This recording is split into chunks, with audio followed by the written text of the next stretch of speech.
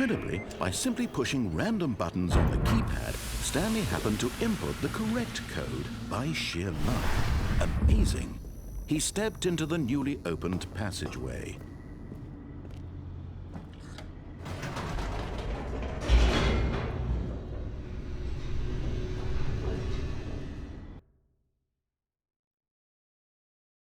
Descending deeper into the building, Stanley realized he felt a bit peculiar. It was a stirring of emotion in his chest, as though he felt more free to think for himself, to question the nature of his job. Why did he feel this now, when for years it had never occurred to him?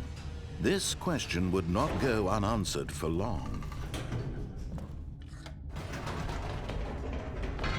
Whoops, nope, never mind. Stanley actually got back into the elevator and went back up. Silly me. Why did Stanley do that when he knew that it would just lead back to his boss's office? Well, that's a great question. I just can't wait to find out.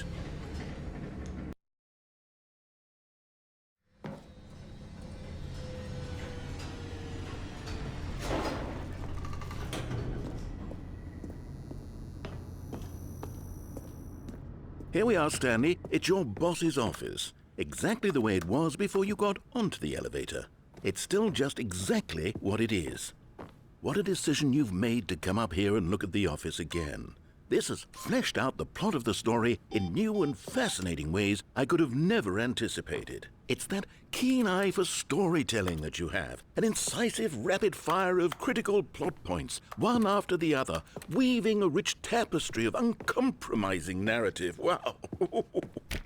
I'm bolted to the edge of my seat.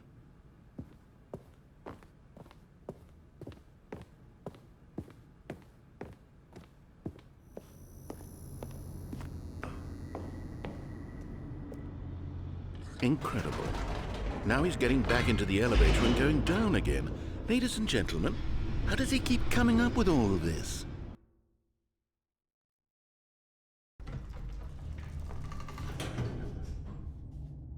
Surely this time Stanley will walk forward into the spooky corridor, won't he?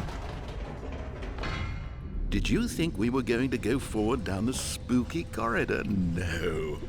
It's time once again to go back up in the elevator. I can't even begin to grapple with what might be up there. Is it the boss's office again? Or what if it's the boss's office this time? The suspense is killing me.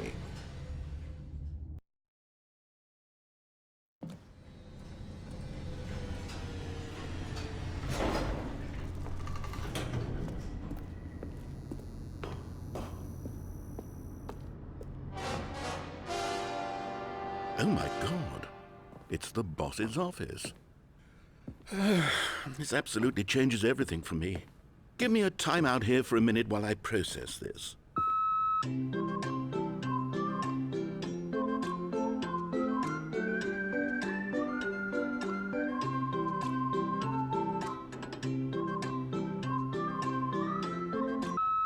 Okay, I'm ready.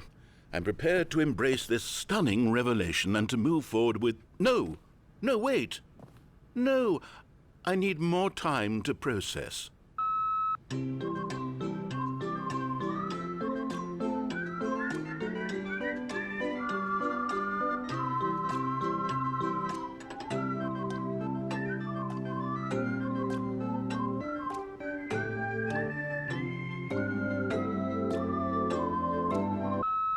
All right, I have fully come to terms with it.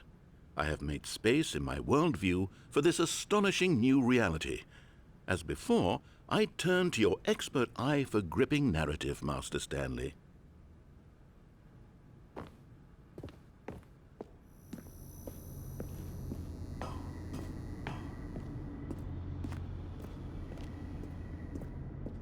Of course, going back down in the elevator. How did I not anticipate it? I mean, sure, now it's obvious, but you have to understand that 30 seconds ago, this kind of thing had never been attempted before. I had no frame of reference to even anticipate it. That's just how revelatory Stanley's decision-making is, a breath of fresh air in a landscape of storytelling that has grown stale and repetitive.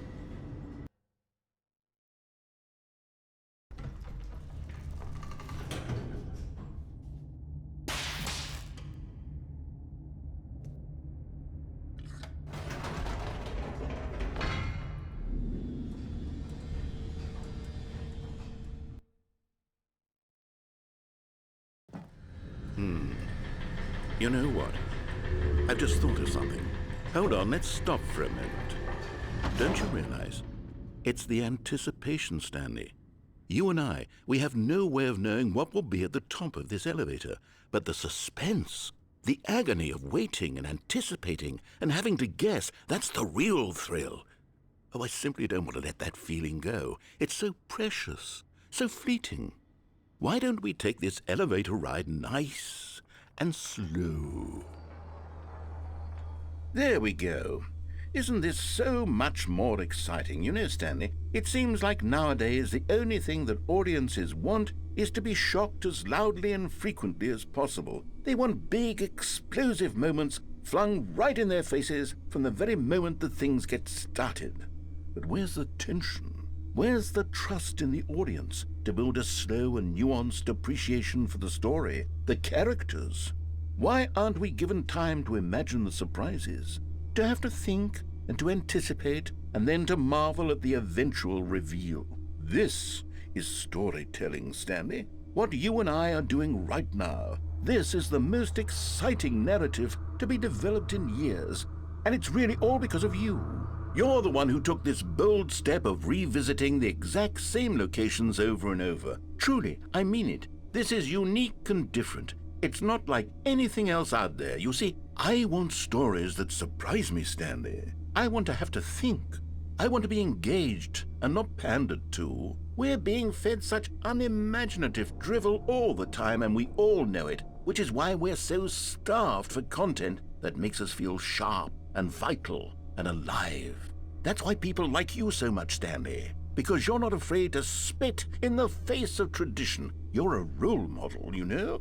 People look up to you, which is why, oh, I didn't know when to spring this on you, but, well, I've gathered a little press conference for you so that you can talk about your work and your storytelling and your life. Yes, I know you're not much for the public eye, but I thought it would especially mean a lot to the people who have been following you from the beginning. They really look up to you, Stanley. I don't know if you realize the impact you have on them. This is the kind of gesture that might leave a tremendous impact on them for the better. Oh, good, we're here. Okay, the room where we're holding the press conference should be just around the corner here somewhere.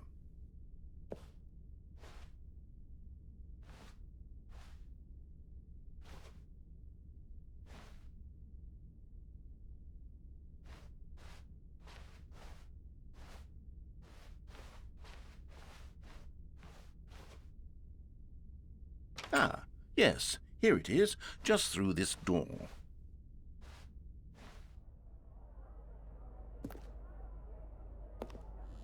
All right, are you ready? I've told them you're going to speak a little bit about the nature of surprise in storytelling and what it means to craft a truly unpredictable narrative. Oh, don't worry, you'll do great. Just be yourself and speak from the heart. I'm really proud of you, Stanley. Okay, it looks like they're ready for you. Go get 'em.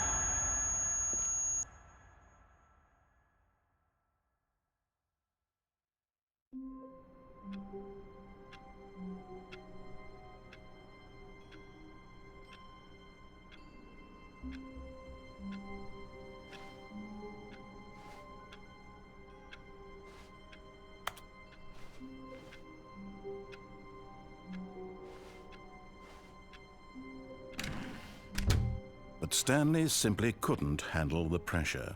What if he had to make a decision? What if a crucial outcome fell under his responsibility? He had never been trained for that. No. This couldn't go any way except badly. The thing to do now, Stanley thought to himself, is to wait.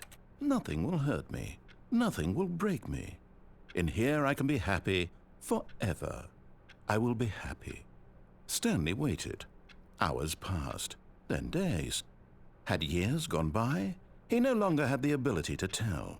But the one thing he knew for sure, beyond any doubt, was that if he waited long enough, the answers would come.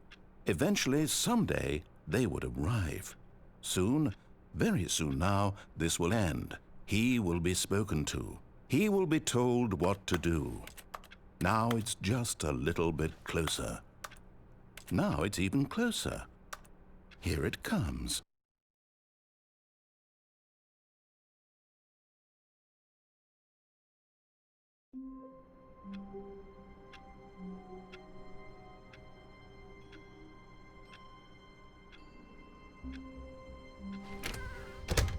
But Stanley simply couldn't handle the pressure. What if he had to make a decision? What if a crucial outcome fell under his responsibility? He had never been trained for that. No. This couldn't go any way except badly. The thing to do now, Stanley thought to himself, is to wait. Nothing will hurt me. Nothing will break me. In here I can be happy forever. I will be happy. Stanley waited. Hours passed, then days. Had years gone by? He no longer had the ability to tell. But the one thing he knew for sure, beyond any doubt, was that if he waited long enough, the answers would come. Eventually, someday, they would arrive. Soon, very soon now, this will end. He will be spoken to. He will be told what to do. Now it's just a little bit closer. Now it's even closer. Here it comes.